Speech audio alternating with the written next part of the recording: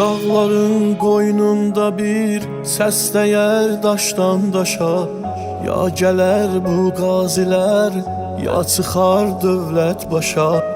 Öyrədibsən xalqına, millətə azad yaşa.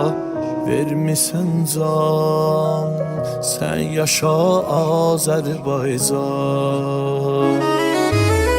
Var Xəzər Şirvan kimi torpağın aslanları, Mustafa Şahin Fəqan ehsan etmiş sanları.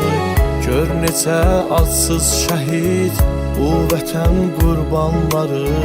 Tökülər qan, sən yaşa Azərbaycan.